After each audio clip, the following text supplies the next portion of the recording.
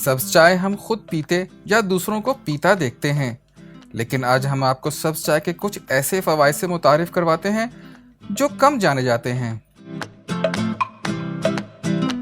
सैयदती magazine के Snapchat account से नशर की गई एक वीडियो में जिल्द के लिए सब्ज चाय के फ़वाइद बताए गए हैं।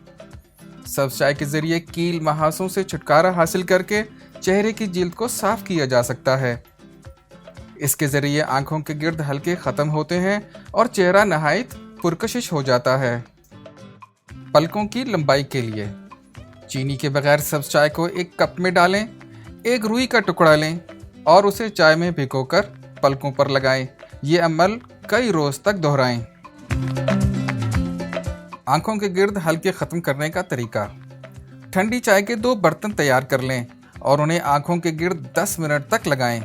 हफ्ते में 2 मरतबा ये अमल लाजमी करें। चेहरे के निशानात और कील महासों से छुटकारे का मास्क।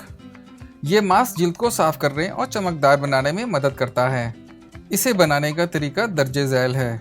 टी बैग से हासिल होने वाली सब्ज चाय, दूध पाउडर का 1 चम्मच, अर्क गुलाब और 1 दही का चम्मच, इन सबको मिक्स करके इनका मुरक्कब 1 मिनट के लिए अपने जिल्द पर लगाएं। इसके बाद मास्क को अपने चेहरे से आराम से खुरच कर उतार दें और नीम गर्म पानी से मुंह धो लें।